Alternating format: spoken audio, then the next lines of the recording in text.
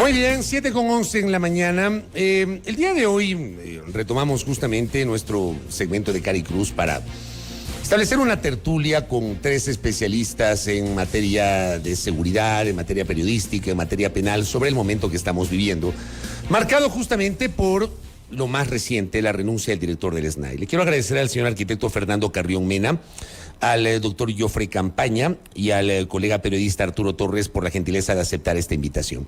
Quiero empezar con Fernando Carrión. Arquitecto, buenos días. ¿Cómo leemos la renuncia de Guillermo Rodríguez a la dirección del SNAI?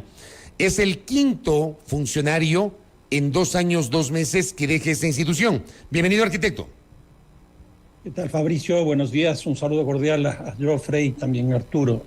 Sí, yo creo que la crisis carcelaria es muy profunda. Incluso yo he sostenido públicamente que se trata de una institución pública al margen de la ley. Y hay por lo menos 2, 3 hechos que me fundamentan esto que estoy diciendo. Uno primero es que el principio constitucional establece claramente que la cárcel, la reclusión tiene los fines de rehabilitación y reinserción, y eso desgraciadamente no se cumple. Una segunda situación es que dentro de las cárceles se maneja, es administrada prácticamente por las estructuras criminales.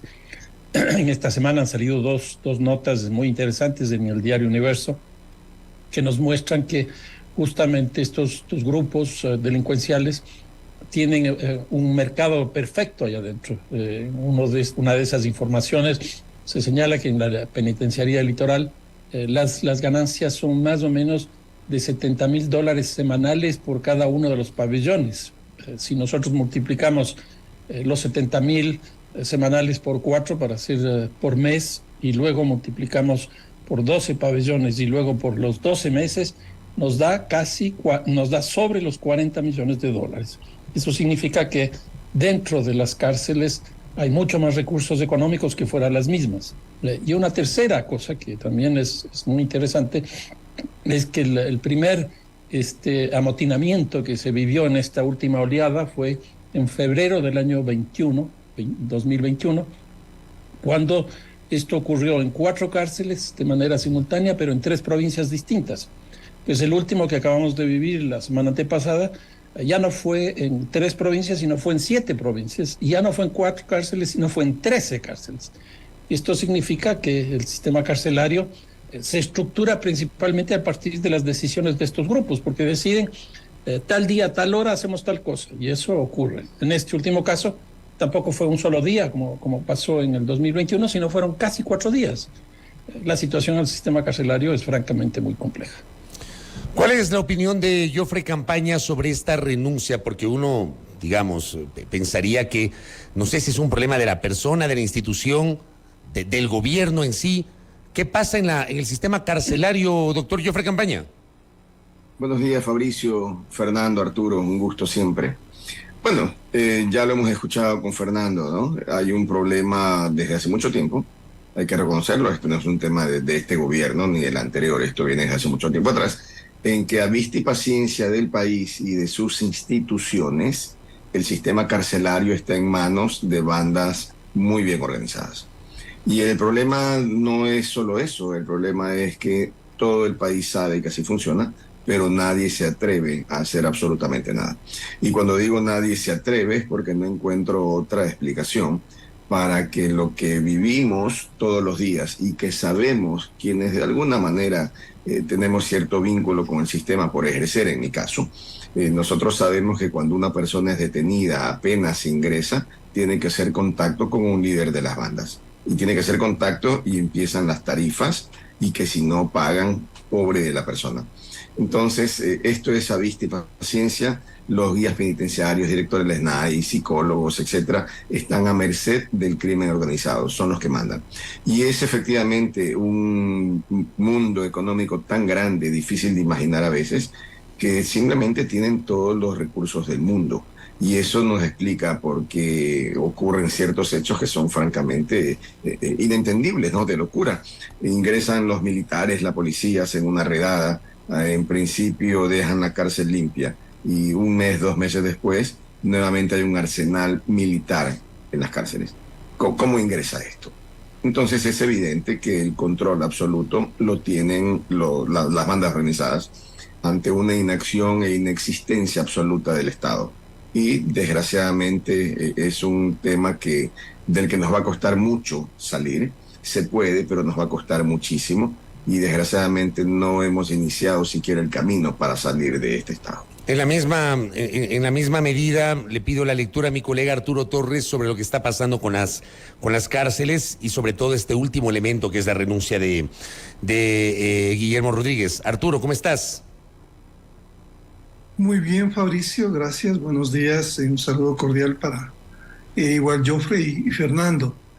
Bueno, estamos frente a un problema sistémico que no va a solucionar ninguna autoridad ni ningún director, por más buena voluntad que tenga o capacitación, porque todo el esquema penitenciario está tomado por la corrupción y controlado por los grupos criminales que mandan desde hace algunos años en las prisiones.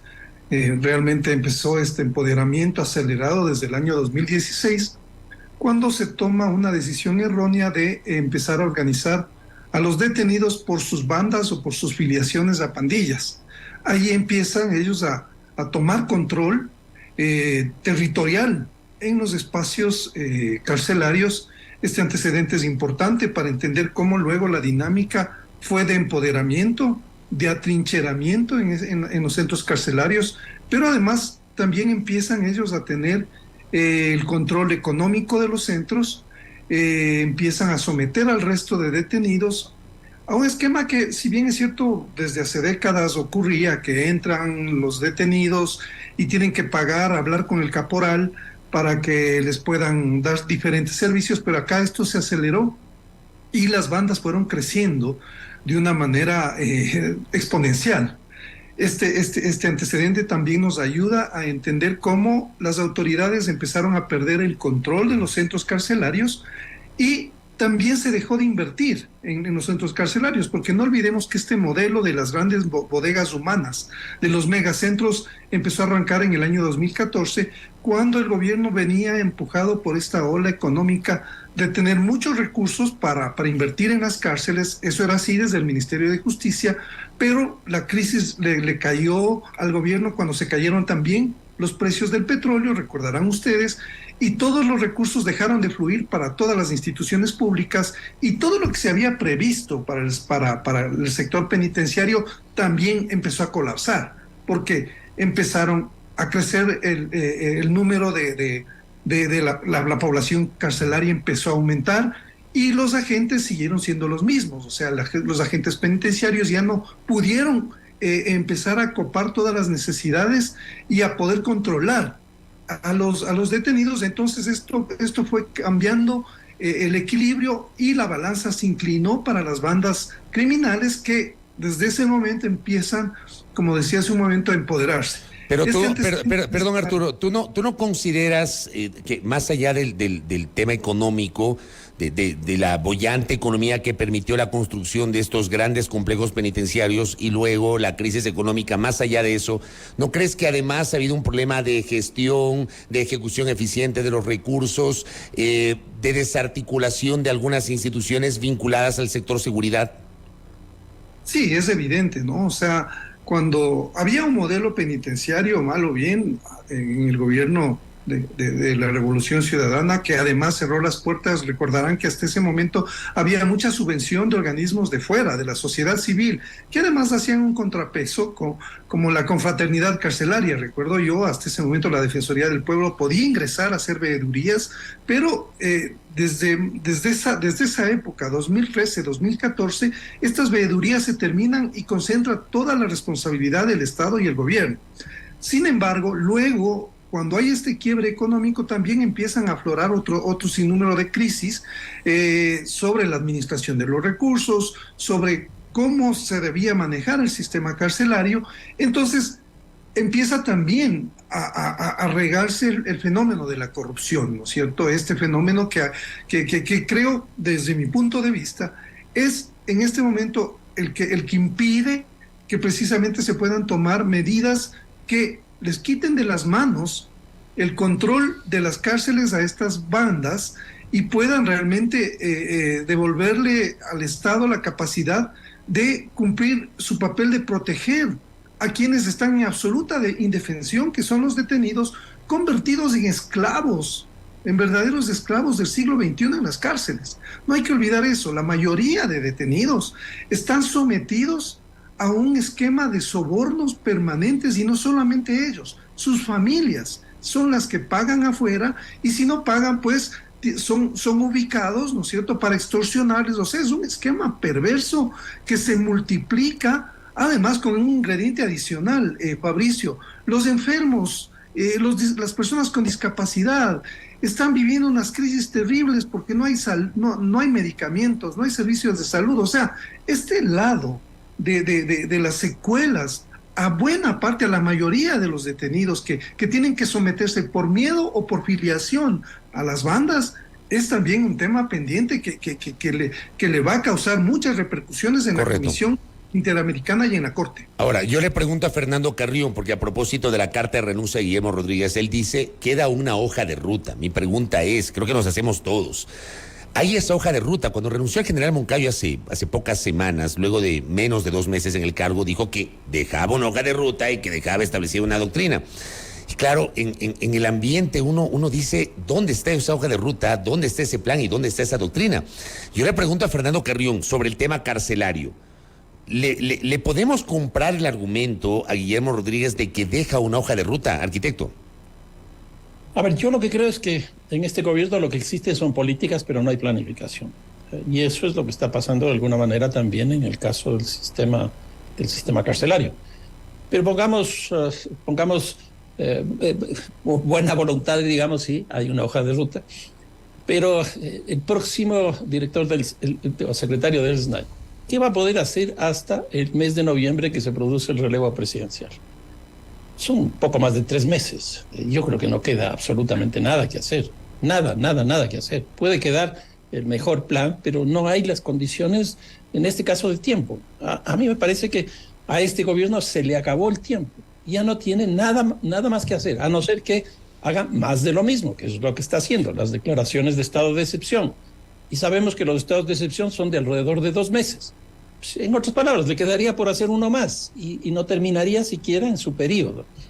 Entonces, sí, puede ser que quede, pero no va a pasar nada. Ahora, una cosa adicional es el nivel de inestabilidad crónica que el sistema institucional alrededor de la seguridad ha tenido. Si estamos 26 meses, si no me equivoco, de este gobierno, 3 ministros de defensa, 5 o 6, porque también podrían ser 6, porque hubo un secretario que estuvo 2 veces en el SNAI. Uh-huh.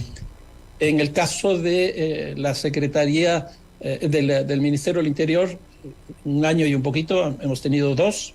En el Ministerio de Gobierno hemos tenido 4. En otras palabras, con ese nivel de inestabilidad, con el poco tiempo que queda, ¿qué se puede hacer? En el caso de un cambio que hubo de política cuando entraron los 2 generales Moncayo y Bravo, pues eso duró 2 meses y medio, fue el tiempo que estuvo Paco Moncayo.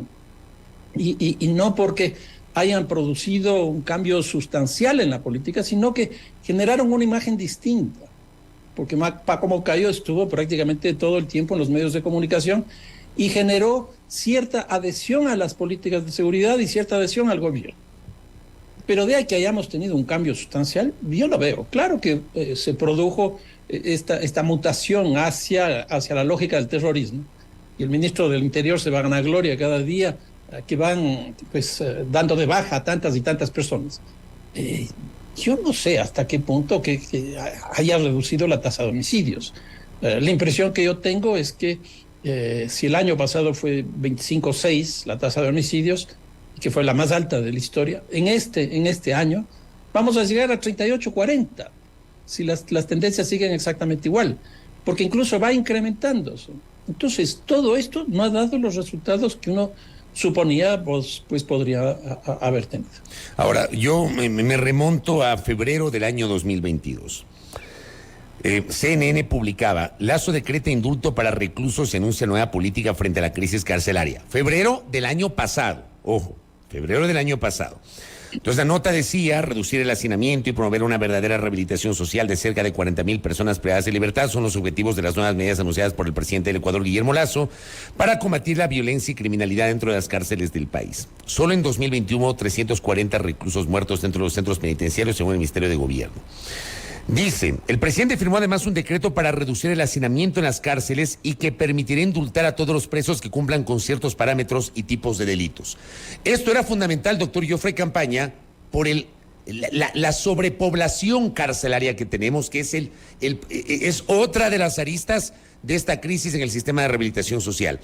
Al final, ¿se logró al menos parcialmente este objetivo o terminó siendo un ofrecimiento que no se concretó en procura de justamente ir reduciendo ese hacinamiento? Doctor Campaña. Bueno, efectivamente se decretaron algunos indultos, no fueron ni en el número ni con la rapidez que se había anunciado. Pero Fabricio, aquí hay un problema que lamentablemente muchas veces lo vemos de forma aislada. El problema carcelario es un problema gravísimo, sin duda, sin solución ahora. Coincido con Fernando, al menos en lo que resta del gobierno y muy probablemente en el nuevo gobierno, sin solución. Pero es que esto va atado a otros temas que son fundamentales. El sistema judicial. Cuando tenemos un sistema judicial que no funciona, tenemos esta realidad en el sistema penitenciario. Y luego yo creo que llegó el momento de pensar en que debemos tener otro tipo de sanciones. De pensar que la sanción es la cárcel para toda infracción es engañarnos como sociedad. ¿Por qué? Porque como muy bien usted lo sostenía, Fabricio, hace un rato, el concepto de la prisión o de la cárcel es la rehabilitación. Ese es el concepto constitucional. ¿Se da rehabilitación? No, no hay rehabilitación. Es una escuela de crimen, es una escuela de resentimiento, es una escuela de barbarie. Entonces, cuando usted tiene jueces que envían a la cárcel a gente que la verdad no debería estar presa, porque hay mucha gente que no debería estar presa, y tenemos entonces cientos o miles de personas y de familias que se ven sometidas a esa barbarie, a ese infierno en la tierra que es el sistema judicial.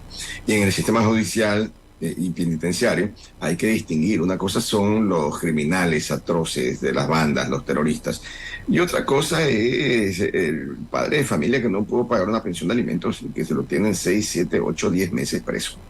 Muchas veces siendo objeto de violaciones, de vejámenes, de barbaridades que a veces quien está afuera no logra dimensionar. Entonces hay un tema de país, de estructura, de qué queremos hacer con esta criminalidad. Entonces, de una parte el sistema penitenciario, el sistema judicial, y por supuesto el otro índice que no hay que dejarlo de lado, que es el tema de la pobreza. ¿Cuánta gente está presa por robar un celular? Ahora, que evidentemente hay quien quiere robar un celular y es capaz de matar por eso, sí, pero yo creo que son los menos, no es la generalidad de casos.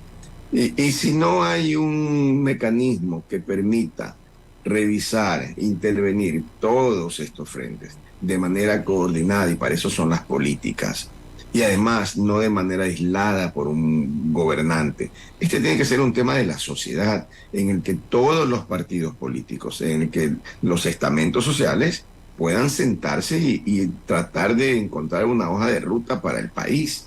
Porque este es un problema. No, la seguridad no es solamente que no se pueda salir a un restaurante en la noche o que un estudiante universitario tiene pánico de llegar a su casa porque es asaltado. La inseguridad tiene efectos terribles en las inversiones, en los negocios, en la economía.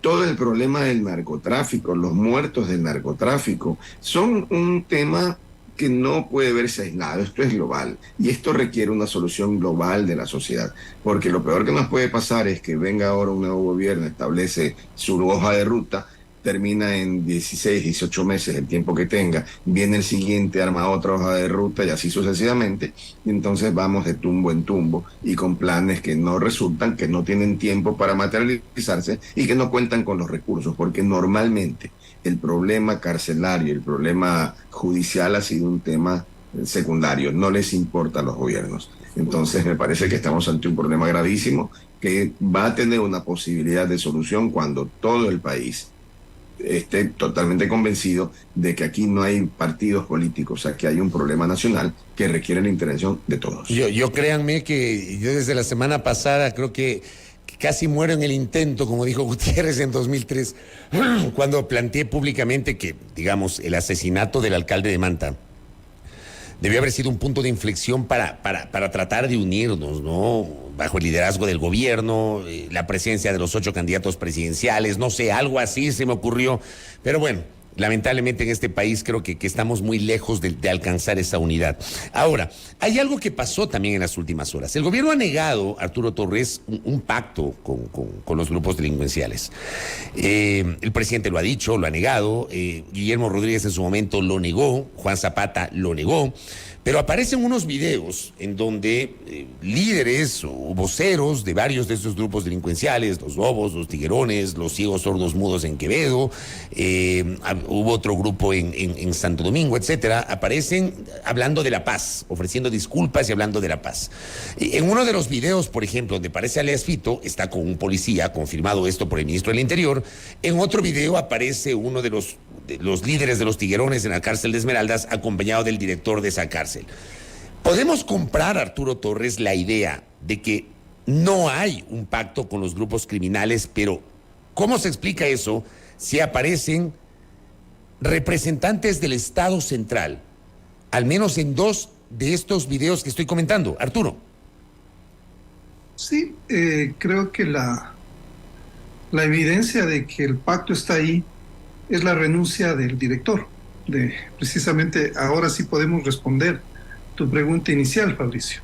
Esta es una consecuencia del mal manejo de esta salida abrupta y concertada, ¿no es cierto? Porque estaba muy bien coordinada de los líderes de varias organizaciones criminales que desde sus bastiones anuncian que van a sumarse a un proceso de paz, una especie de inicio de operaciones psicológicas para que no siga Fuerzas Armadas con la policía interviniendo como intervinieron, y eso sí hay que destacarlo. Nunca antes se había intervenido en esta profundidad en la penitenciaría del Litoral. Hay como 28,000 municiones que se incautan, hay como 15 fusiles.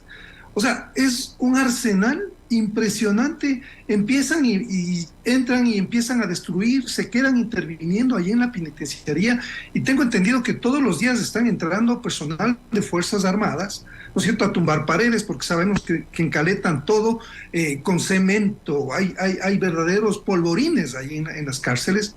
Pero detrás de esto hay evidentemente el conocimiento de las autoridades penitenciarias, que sometidas a lo que mandan las organizaciones criminales, pues tienen que darles espacio para que den ruedas de prensa, ¿no es cierto?, y den comunicados que son grabados en video, avalados en ciertos casos por la presencia de gente de la policía.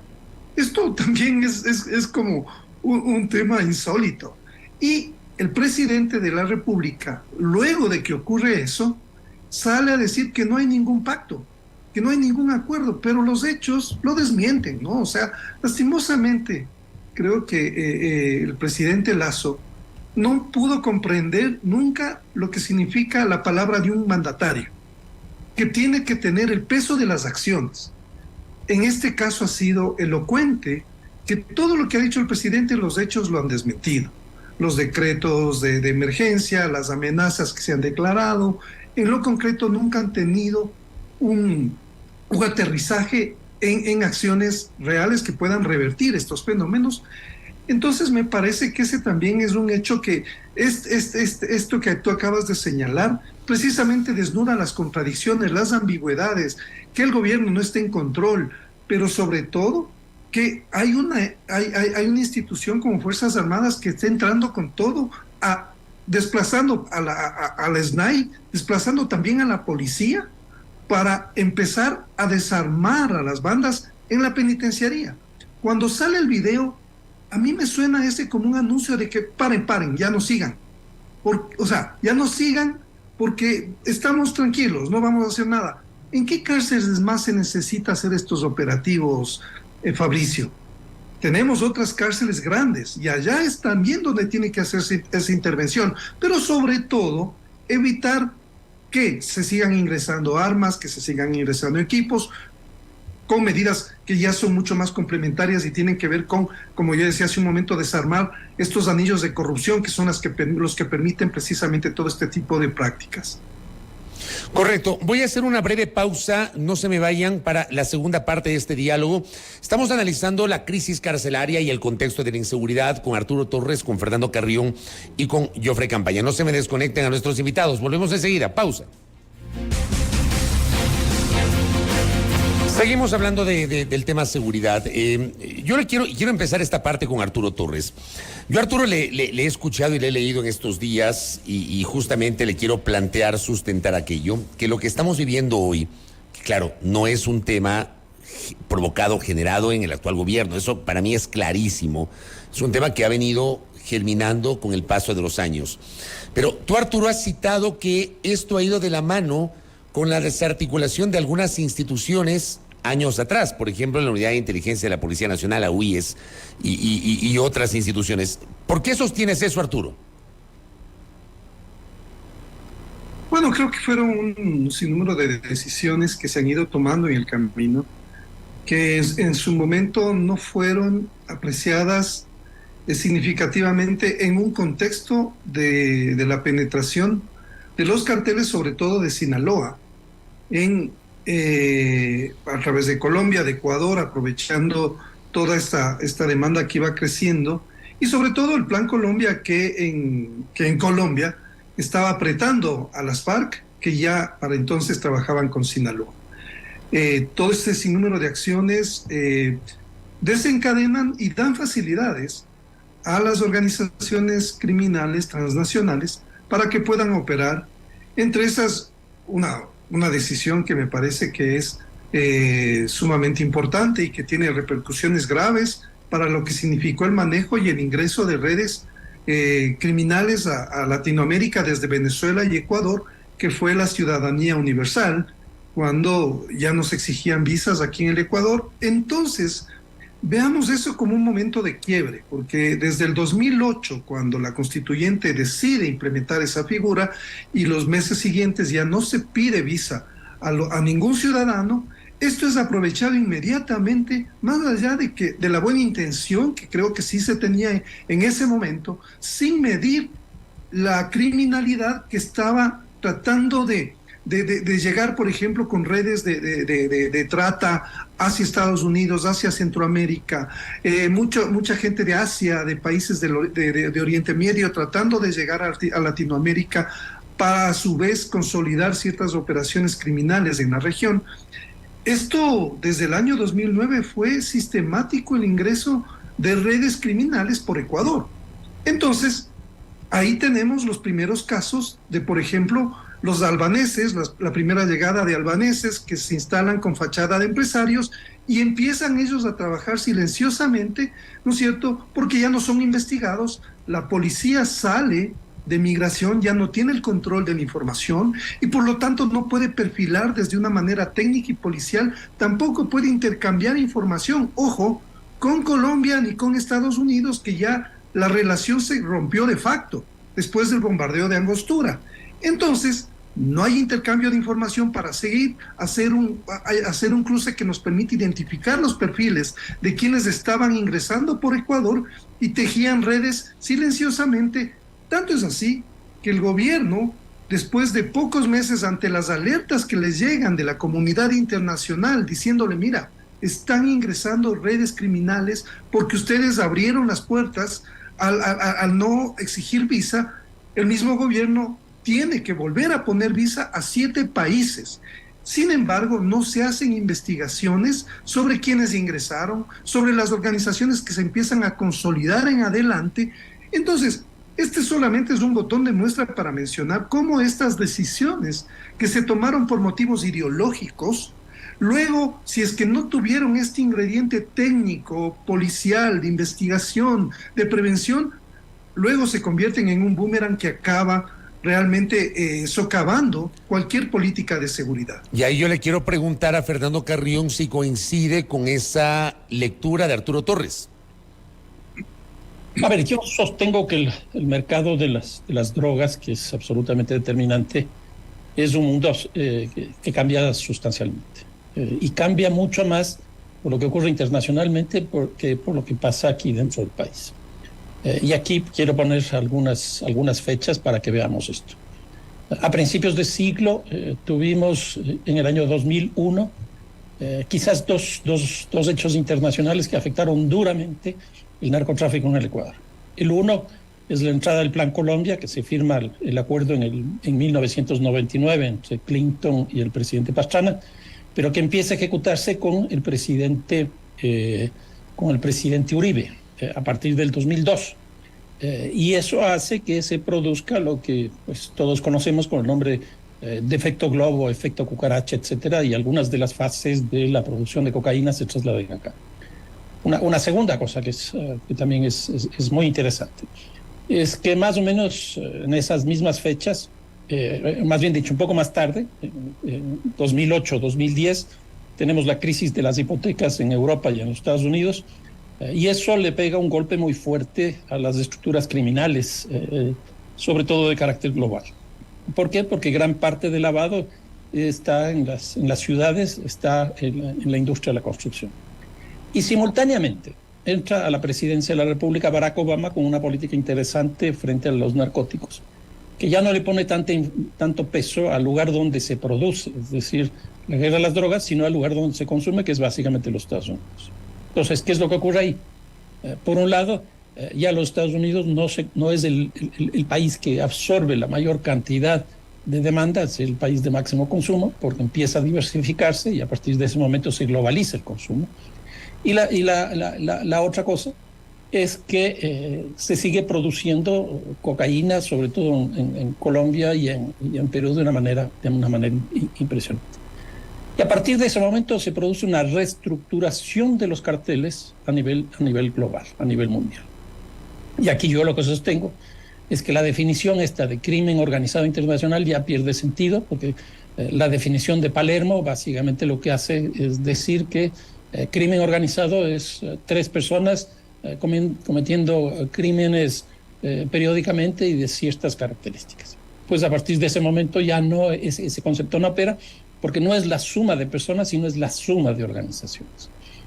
Y entonces aquí yo creo que carteles como el cartel de Sinaloa, o mafias como la Andrangheta, o comandos como los brasileños, se convierten en holdings, comandos centrales altamente diversificados que establecen lazos con grupos locales para desarrollar algún tipo de actividades. El cartel de Sinaloa tiene su presencia en 51 países del mundo y tiene inversiones en 3.700 empresas. Esa es la magnitud. Y entonces ahí se produce ese enlace por el efecto del Plan Colombia, que hace que los carteles grandes, pongamos el caso del cartel de Medellín, de Pablo Escobar, o el de Cali, de Rodríguez Gacha, se quiebren, porque la lógica que existía en ese momento de las drogas era que estos carteles colombianos principalmente tenían el control del cultivo, la producción, el tránsito y el consumo. Por eso es que ese cartel era el cartel más rico del mundo y Pablo Escobar era uno de los personajes más ricos del mundo. Hoy día, alrededor del narcotráfico, eso ya no se encuentra. ¿Por qué? Porque está absolutamente fragmentado y hay un cartel, hay una mafia, hay un comando que estructura toda esa red global del crimen, como la defino yo, y ahí las cosas cambian. Hoy día, por ejemplo, el gran cambio que estamos viviendo en el mercado de la cocaína principalmente, es que hay una sobreoferta brutal. ¿Y por qué es esto? Porque Colombia en el año 2021 incrementó en 43% la producción de cocaína y en ese mismo año el Perú duplicó la cocaína. Y por otro lado, a partir del 2021 empezó a entrar en los Estados Unidos el fentanilo, que empezó a sustituir el consumo de la coca en los Estados Unidos. ¿Qué significó esto? La caída del precio de la cocaína. La pasta base en Colombia estaba el año pasado en $975 el kilo. Hoy día está en 280 el kilo. Cayó a la tercera parte. Y a mí me da la impresión que esto está produciendo otra reestructuración.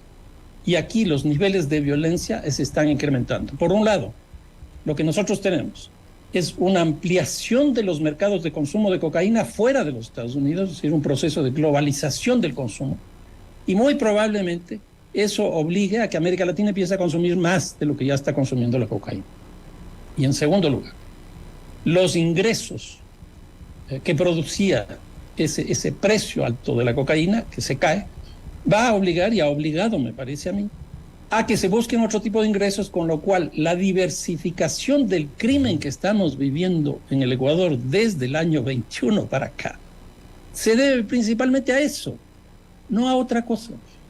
Y eso va a significar la necesidad de financiar más o menos 50,000 personas en el Ecuador que están inscritos en esa lógica. ¿Cómo financiar esa nómina? Con ingresos que se caen en la tercera parte. Diversificando los hechos delictivos. Y a mí me parece, Fabricio, que eso es lo que está pasando. Ahora bien, aquí hay, por ejemplo, algunos sectores, Fabricio, Sí, Arturo, dale. Sí, solamente quería puntualizar una cosa porque yo tengo que despedirme, Sí, pero me sé parece que te tienes que ir. importante el tema que menciona Fernando en relación a un hecho que sí ha marcado el despunte de todo, que es la pandemia. Sí, esto creo que agravó absolutamente todo con el represamiento de la cocaína. Vemos que luego viene la atomización acelerada de las bandas, pero también un tema que es muy importante y que también ha mencionado Fernando anteriormente en otros debates y conversaciones que hemos tenido, es el aumento sostenido del microtráfico en Ecuador. Y sobre esto no hay estadísticas, no tenemos información del nivel de consumo entre los jóvenes y entre los adolescentes. La última encuesta que se realizó sobre el consumo es del año 2015. Han pasado 8 años y no sabemos cuál es el panorama real que existe en el Ecuador de consumo de drogas entre jóvenes y adolescentes. Entonces, ¿cómo puede trazarse ninguna política preventiva de atención a gente que caen en los consumos? Las clínicas, ya vemos, no existe la atención del Estado, se desmanteló la Secretaría Antidrogas, o sea, ese campo está totalmente desatendido y evidentemente también suma a este problema en lugar de encontrar otras salidas que no sean llenar supuestamente de policías y militares como una solución a este problema tan diverso y tan complejo. Arturo, solamente te robo un minuto antes de que te me vayas. ¿Tiene que ver o tiene alguna incidencia la salida de Estados Unidos de la base de Manta o no? Bueno, yo creo que más que la salida de la base de Manta, es cómo se reemplazó ese monitoreo. O sea, se reemplaza el monitoreo con 7 drones que al final ahora solamente funciona uno. Entonces, ¿cómo podíamos nosotros salir de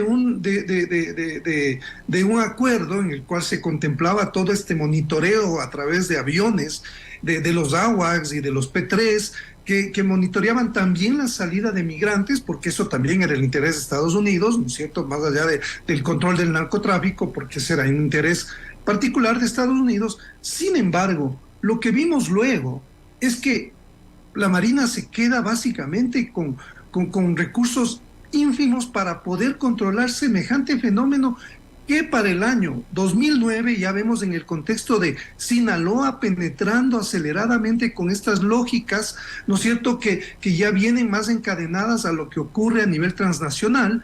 Entonces, no podías, sumado al tema de, no solamente es la base de Manta, es que nos quedamos sin radares. Se chatarrizaron los radares y se contrataron radares chinos que nunca funcionaron. Por eso es que hay medidas, mejor dicho, decisiones encadenadas que en conjunto son catastróficas para la seguridad, entendiendo, y yo también destaco ahí esta observación de Fernando, ¿cuál es el contexto internacional? ¿Cuáles son las contradicciones internacionales? ¿Qué está pasando con el fenómeno global de estas transnacionales, de estos holdings del narcotráfico? ¿Y qué decisiones se están tomando a nivel interior en el país? Entonces hay contradicciones internas y contradicciones externas que nos ponen frente a un escenario en el cual las secuelas las estamos viviendo hoy. Correcto, Arturo. Te quiero agradecer porque sé que te tienes que retirar, más bien valoro tu participación en este panel. Gracias, Arturo. Jofrey Campaña, ¿cuál es su opinión sobre los criterios tanto de Arturo Torres cuanto de Fernando Carrión? Doctor. Sí, yo creo que hay algo interesante que no debemos perder de vista, ¿no? Lo primero, en síntesis nos dice Fernando, hay un problema con la provisión internacional, la caída de los precios, fundamentalmente, y la necesidad para financiar toda esa estructura de buscar otro tipo de actividades electivas. Sin embargo, yo creo que hay un elemento importante que tal vez no estamos analizando, y es el siguiente. Había en el Ecuador la cantidad de muertes que hoy día tenemos, hace varios años, indudablemente no. Teníamos en el Ecuador estos sicariatos a cada rato, en cada esquina, en cada sitio, hace algunos años, y evidentemente que no. Entonces la pregunta es, ¿qué es lo que está provocando este enorme enfrentamiento del cual los daños colaterales son enormes? Quieren matar a un personaje vinculado con el narcotráfico, van, balacera, muere gente inocente. ¿Qué es lo que está pasando? Y allí, y en eso coincido plenamente con Arturo, como en el Ecuador no tenemos estadísticas reales, sí voy a lanzar una hipótesis de lo que está pasando. ¿Qué es lo que ocurre? Desde que se abre el microtráfico y la tenencia deja de ser delito, entonces encontramos que empieza a venderse droga de forma a pequeña escala. Pero esa droga, ¿por qué de repente aumenta tan significativamente? ¿Es porque se incrementó el consumo per se o porque cambió la modalidad de pago de la droga? ¿Qué quiero decir con esto? Hasta hace pocos años, la droga que se exportaba se pagaba y para pagar a la gente en el mercado local, pues se traía el dinero y ese dinero de alguna manera era manejado a través del sistema financiero. Luego se dictan las regulaciones y es muy difícil ya el hacer depósitos en los bancos, billetes de $100, etc. ¿Y eso qué trae como consecuencia? Que se empieza a pagar la droga con droga. ¿Qué significa? Ya no te pago con dólares para meterlos en el mercado financiero como tal, sino que te pago con droga para que vayas a vender en la calle y de esa manera recibas tu pago. Y eso nos lleva a un tema gravísimo que vivimos hoy, del tema territorio. ¿Por qué es la gran disputa, la gran cantidad de muertes hoy? Por territorio. ¿Y territorio por qué? Porque se necesita vender de forma minorista. ¿Y por qué necesita vender de forma minorista? Porque es la forma como quienes están metidos, esas 50.000 personas de las que habla Fernando, tienen que recibir el pago, el camionero, toda la logística, tiene que recibir el pago de alguna forma. Y si está de alguna manera cerrado el sistema financiero, ¿cómo recibe? Porque este camionero que transporta la droga tiene que comprar el comisariato, la comida, el mercado, la tienda, etcétera. ¿Cómo maneja el dinero? Pues reciben los pagos con droga y se disputan los territorios. Entonces me parece que al no tener información oficial de qué está pasando realmente, y en esto coincido, se desbarató el sistema de inteligencia por completo, con qué finalidad o con qué intención, difícil saberlo, se puede imaginar, pero es difícil saberlo. Y entonces esto nos ha dejado como un problema adicional al día de hoy.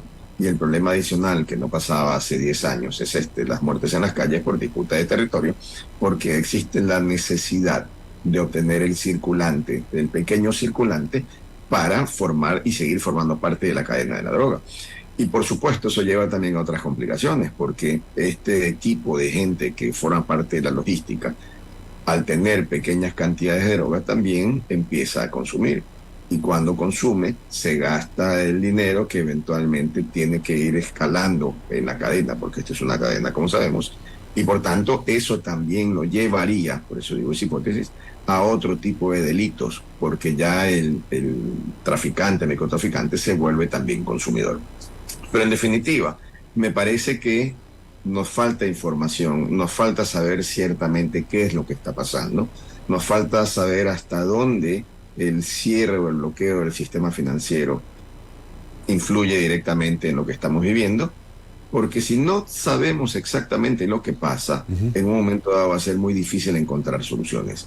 Entonces el problema, para concluir la idea, es global, es sistémico, no es de un problema de la cárcel, ni de un juez, ni de la pobreza. Es un problema mucho más grande que efectivamente escapa a una condición interna y que definitivamente está influenciada por estos elementos externos que muy bien lo ha citado Fernando. ¿Usted cree, doctor Campaña, y a propósito de la última pregunta que le hice a Arturo, que tiene alguna incidencia el tema de la base de Manta? Y hago esta pregunta que también quiero una reflexión de Fernando Carrión, porque me da la impresión de que en estos días, sobre todo, las últimas 2 semanas, algunos líderes de opinión, incluso algunos articulistas en ciertos medios, están posicionando el frente de que la salida de los militares de Estados Unidos termina siendo la génesis que desató todo esto. Empiezo con usted, doctor Campaña. No creo que sea la causa determinante.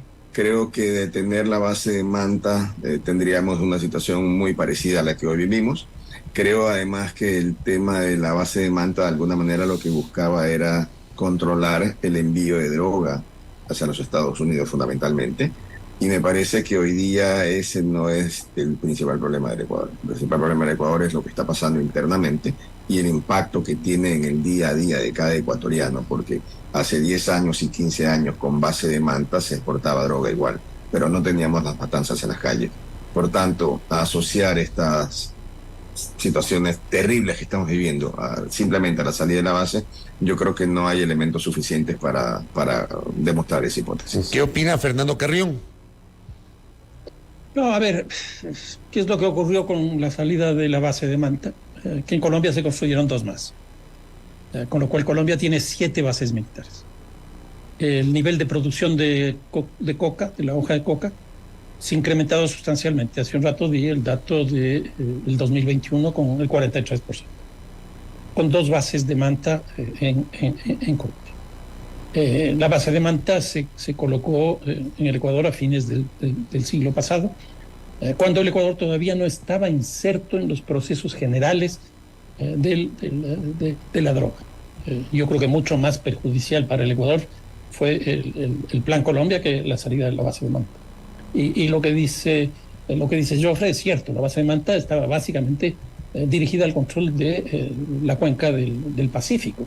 Y ese es uno de los problemas de la política antinarcóticos que tiene el Ecuador, porque sigue trabajando la cuenca del Pacífico. Por eso es que los únicos carteles, mafias, etcétera, que nosotros conocemos son las que transitan por ahí, porque esa es la política de los Estados Unidos. Pero ¿qué hacemos respecto de la cuenca del río Amazonas? Cero. Hoy día, con este viraje de los precios de la cocaína, no solo que se está produciendo un viraje de los precios de la cocaína, una caída de los precios de la cocaína, sino que hay un proceso de reubicación de los lugares de producción en Colombia, tanto de cultivo como de producción de pasta base. Se está transitando de la zona de Nariño, que es la zona del departamento que queda al norte de la frontera con el Ecuador, que da hacia el Pacífico, y se está trasladando al Putumayo. ¿Y por qué esto? Porque básicamente el nivel de tránsito que existe por la cuenca del Amazonas es brutal.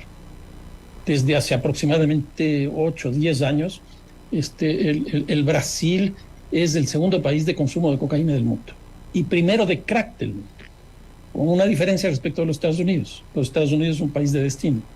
El caso de Brasil es un país además de tránsito. Por ahí va la droga hacia Europa, hacia el Asia y hacia Oceanía.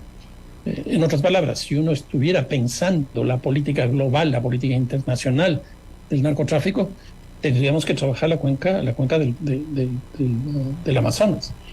Pero como nosotros no tenemos cooperación con Brasil, no tenemos cooperación con otras organizaciones, con otros países, sino básicamente con los Estados Unidos, lo que trabajamos es la cuenca del Pacífico. Y a mí me parece que eso es un error garrafal. El gran problema que nosotros vamos a tener ahora va a estar ya no en las zonas de exportación de narcóticos por el Pacífico, es decir, la costa principalmente, los 4 o 5 puestos más importantes, Esmeraldas, Manta, Guayaquil y Puerto Bolívar, sino que va a empezar a hacer, como de hecho ya está ocurriendo, pero no lo vemos por la falta de información que también decía Joffre hace un rato, no estamos viendo lo que está pasando en la Amazonía. Y la Amazonía va a ser una cosa impresionante. Con lo cual, pues el Ecuador entrará en una situación muy, muy compleja. Hoy día, con la caída de los precios de la cocaína en Colombia, hay 400.000 familias, es decir, más de 1 millón de personas, que hoy día deambulan por Colombia buscando qué hacer, porque se les cayó el sustento principal que tenían alrededor del cultivo de la coca, y porque nunca se planteó efectivamente los acuerdos de paz con las FARC, que era, en el ámbito del tercer punto de los acuerdos de paz con las FARC, era el tema de el cambio de cultivos. Y que en las zonas donde las FARC salieron, como es la zona de Nariño y otras más, debía entrar el Estado. Nunca ocurrió eso. Nunca ocurrió eso. Y eso nos ha hecho a nosotros un problema mucho más grave del que suponíamos que podía ocurrir. Pero ese es un problema de Colombia, del Estado colombiano. Pero el problema de Colombia es un problema del Ecuador. Les pongo un ejemplo. La firma de los acuerdos de paz en el 2016 significó para la Colombia que la tasa de homicidios se caiga a la que tenían 42 años atrás. Pero en el Ecuador desaparecieron los secuestros. El Ecuador ya no tenía secuestros hasta hace aproximadamente 2 años. Y la lógica del secuestro es totalmente distinta, porque ahora es un secuestro extorsivo. Y es secuestro de oportunidad y en algunos casos con algo de inteligencia criminal. Antiguamente, con las FARC era totalmente otra cosa. Para cerrar este panel y agradecerles a ustedes la gentileza de haber participado, una reflexión final en 1 minuto para cada uno, y empiezo con Joffrey Campaña. Al gobierno del presidente Lasso le quedan 4 meses más o menos, o sea, le queda todo el mes de agosto, septiembre, octubre, noviembre. No más allá de la primera, exagerando, segunda semana de diciembre, si es que hay segunda vuelta electoral, y terminará el gobierno del presidente Lasso. Eso dice el calendario electoral. Entonces, estamos hablando de 4 meses que le quedan al presidente. ¿Qué puede esperar el país en este epílogo del gobierno de Lasso, doctor Campaña? Nada bueno, desgraciadamente. Es un gobierno terminado. Ya es un gobierno que ya no manda. Es un gobierno que ya no tiene ningún tipo de peso, ni político, ni de ninguna naturaleza. Desgraciadamente son unos meses perdidos. Y en definitiva, nada podemos esperar. Por tanto, me parece que estamos en unos meses críticos. Estamos cerca de Navidad, ya prácticamente el año está casi por terminar. Y ya cuando la dinámica se agudiza siempre, pues, delincuencia, etcétera, yo creo que los meses que nos vienen van a ser muy trágicos para el Ecuador, desgraciadamente. No veo que este gobierno tenga ya ninguna posibilidad de nada. Fernando Carrión. Bueno, hemos conversado, Fabricio, yo soy muy pesimista. Creo que de aquí hasta fin de año, hasta fin de este gobierno, y algo ya lo dije, a lo sumo lo que podría hacer este gobierno es más de lo mismo. Es decir, un estado de excepción más. Y no veo que haya otra posibilidad. Yo creo que este gobierno ya no podrá modificar las tendencias. Una segunda cosa, el próximo gobierno que llegue va a llegar con una cosa terrorífica, un shock ambiental, que es el fenómeno del Niño. Según información que tengo, la caída del PIB, la caída de la economía que produciría el fenómeno del Niño iría entre 10 y 12 mil millones de dólares. Una cantidad superior al COVID, a la pandemia.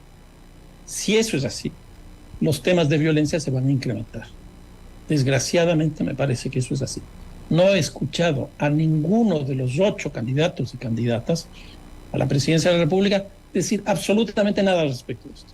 Y el tema de la violencia en la campaña, que es el problema principalísimo del Ecuador, por las encuestas de opinión que le ponen en primer lugar, y por lo que decía Joffrey también hace un rato, el impacto en la economía es dramático. Les doy aquí unas cifras.